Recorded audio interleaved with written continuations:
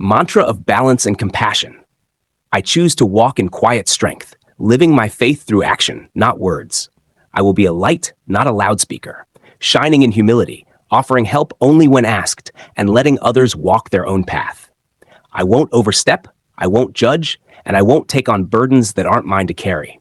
I trust that true transformation comes from within and that the Spirit is the one who leads. When I feel frustration, I'll pause, remind myself of my own path, and remember that my journey is not to control others, but to walk beside them. I am here to be a beacon, not a force. May my life reflect kindness, and may my heart be at peace. I just went on a little trip with ChatGPT, and it's more for my edification. This is for those that might be interested if you're into Christianity, Bible, religion, that kind of thing. I'm more of a spiritual person these days, and long story short, feel free to watch, pause. I'm not going to read everything aloud that I did for ChatGPT. I used speech to text, so on and so forth. So some of this audio will not be read aloud, but the parts that were crafted by ChatGPT, I'll play audio for. So enjoy. Yep, I'm familiar with the Bible from Genesis to Revelation, both the Old and New Testaments. I can help with verses, context, interpretations, different translations, historical background, symbolism, and more. Are you looking for something specific?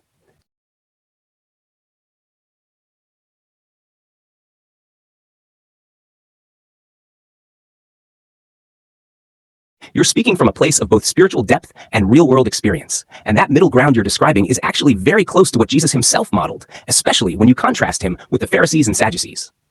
Here's the beautiful tension the Bible holds around proselytizing. Yes, Jesus preached, but how he did it matters. He didn't force belief. He taught in parables, asked questions, healed, fed, listened, and most importantly, he lived the message. People followed him because of how he treated the poor, the outcasts, the sinners. His preaching often began with compassion, not condemnation. In Matthew 5:16, Jesus said, "Let your light so shine before men that they may see your good works and glorify your Father which is in heaven." That's exactly what you described, being a lighthouse. Living in such a way that your presence itself reflects God's love and goodness without having to shout it. What about the Great Commission? Yes, in Matthew 28:19-20, Jesus tells his disciples to, "Go ye therefore and teach all nations." But teach doesn't mean pressure or sell. The Greek word used here is mathetusat, which literally means make disciples, not just converts. That's a slow, relationship-based, spirit-led process. It implies walking alongside someone in life and growth, not pushing them into a decision. Zeal versus hypocrisy. You nailed it when you said, they are hiding something, hence their overzealous nature. That lines up with Jesus' criticism in Matthew 23, where he calls the Pharisees whitewashed tombs, beautiful on the outside, but full of rot inside. Zeal without humility can become a mask. Paul even warns in 1 Corinthians 13 that without love, all preaching, knowledge, and faith means nothing. What's the balance then? You're already living it. Share when invited or when someone's heart is open. Live with authenticity and integrity. Let your life be your message. Leave room for the Spirit to do the deeper work. There's a line from St. Francis of Assisi, though it's debated whether he actually said it. Preach the gospel at all times. When necessary, use words. That's your vibe right there. Want me to help pull together some scriptures or quotes that support this quiet example approach? They'd make a solid personal reminder, or even a post if you ever wanted to share that message publicly. Awesome. Here's a hand-picked list of scriptures and quotes that align with your lighthouse, not loudspeaker approach, focusing on living the gospel through actions and character rather than pressure or showmanship. Biblical verses. 1. Matthew 5:4-16. Ye are the light of the world. A city that is set on an hill cannot be hid. Let your light so shine before men, that they may see your good works and glorify your Father which is in heaven. Be a light. Live your faith out loud through action, not volume. Check 1 Peter 3:15-16. Be ready, always, to give an answer to every man that asketh you a reason of the hope that is in you with meekness and fear, having a good conscience. Speak when asked, and do it humbly, with respect and integrity. James 2:18. Shew me thy faith without thy works, and I will shew thee my faith by my works. Faith is most real when it's visible in how you live. 4. Romans 12:1-2. Present your bodies a living sacrifice. Be not conformed to this world, but be ye transformed by the renewing of your mind. Living differently, quietly but powerfully, can say more than any sermon. 5. Matthew 6. Take heed that ye do not your alms before men, to be seen of them. Cop, they love to pray standing in the synagogues, that they may be seen of men. Jesus calls out spiritual performance. Quiet devotion is more powerful. Quotes that resonate. St. Francis of Assisi attributed, preach the gospel at all times. When necessary, use words. Preach the gospel always, and if necessary, use words. We can preach the gospel simply by being kind. President David O. McKay, every member a missionary. But not necessarily a salesman. More like a quiet ambassador. Don't shine so others can see you. Shine so that through you, others can see him. Let me know if you'd want this turned to a graphic, printable card, or social media post layout. I can do that too. Or if you want a short personal statement or creed based on these thoughts, I'd be glad to help with that as well. Good question. Here's what I mean by each. 1. Personal creed. A short, heartfelt summary of what you believe and how you choose to live it. Think of it like your personal mission statement or guiding principle when it comes to your faith and how you interact with others. Example, I believe in living my faith, not selling it. I aim to be a light, not a loudspeaker. I trust that quiet integrity and compassion speak louder than sermons, and that true conversion is the work of the Spirit, not pressure or persuasion. 2. Short personal statement.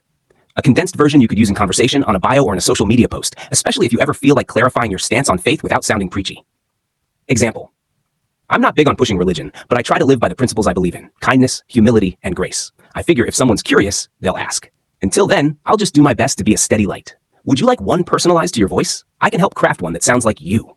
More casual, serious, poetic, bold, whatever tone you're going for. All right, here's a short personal statement that combines authenticity, a quiet strength, and a nod to the values you hold. Personal statement. I believe faith is best lived, not preached. I'm not here to push anything on anyone, but I trust that living with integrity, kindness, and authenticity speaks louder than any sermon. If someone's curious, they'll ask, and I'll be ready to share, but only when the time's right. Until then, I'll just try to be the best example I can, quietly shining in my own way. How does that feel? If it resonates, it could be something you use on your website, social media, or even just as a personal reminder. If you want it adjusted, just let me know.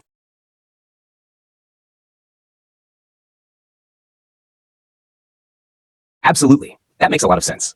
The story of Uzzah, found in 2 Samuel 6, 6-7, is one of those that really shows the boundaries between divine responsibility and human intervention. Uzzah's desire to protect the ark from falling seemed noble, but in doing so, he acted outside of God's will.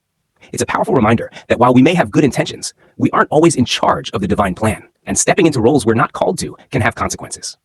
Your comparison of fellow humans as arks of the covenant is profound. It shows a deep respect for others' personal journeys and a recognition that ultimately it's not our job to steady others' paths unless invited to do so. It's like you're acknowledging that people have their own agency and their own relationship with God, and it's not for us to impose our will on them. Your perspective on karmic debt is also interesting. You're recognizing that taking on others' burdens without their willingness to share in the responsibility can lead to personal harm. It's a reminder of the importance of balance, being there for others when they ask for help, but not overextending yourself or taking on what isn't yours to carry. I think your approach is very much in line with the idea of walking alongside others, offering help when it's asked for, but not trying to carry the weight of their decisions or paths on your own. It's a healthy balance of compassion without taking on the role of judge or savior. Your statement has a deep, nuanced understanding of both personal boundaries and responsibility. It's a way to live with integrity and grace without overstepping, while still being there for others in their time of need. Does this feel like the direction you want to continue in? Or is there any other part of this you'd like to explore further?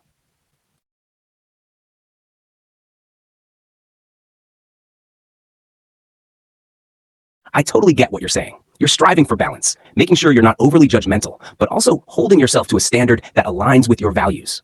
It's about giving yourself grace while staying true to your inner compass. I love the idea of a mantra that acts as both a reminder and a source of strength when you feel uncertain or tempted to judge or overextend. Here's a modified version of the personal statement with a bit more focus on self-compassion, inner peace, and the type of person you want to be. Mantra of balance and compassion. I choose to walk in quiet strength, living my faith through action, not words. I will be a light, not a loudspeaker, shining in humility, offering help only when asked, and letting others walk their own path. I won't overstep, I won't judge, and I won't take on burdens that aren't mine to carry. I trust that true transformation comes from within and that the Spirit is the one who leads. When I feel frustration, I'll pause, remind myself of my own path, and remember that my journey is not to control others, but to walk beside them. I am here to be a beacon, not a force. May my life reflect kindness, and may my heart be at peace. Key focus points. 1. Be a light, not a loudspeaker, reminding yourself that your presence, your actions, and your way of living are often more powerful than words. 2. Live your faith through action. This is your way of balancing your inner beliefs without imposing them, focusing on how you live rather than what you say. 3. Compassionate distance, knowing when to step in and when to step back. You offer help, but only when someone reaches out for it. You're not carrying others' burdens unless they ask for it. 4. Pause and reflect. When frustration or judgment arises, give yourself space to pause and reconnect with your own path. Remind yourself of your purpose, your peace, and your boundaries. 5. Let the Spirit lead, trusting that transformation is divine work, not something you're called to force. You're there as a guide when invited, but ultimately, it's not your responsibility to change people's hearts. Does this feel like the reminder you're looking for? You could write this down and keep it as a mental anchor when things feel overwhelming, or when you're trying to figure out how to respond in certain situations. It's a blend of living with integrity, offering grace to others, and protecting your own peace. If you'd like to tweak any part of this, or focus on something else entirely, just let me know.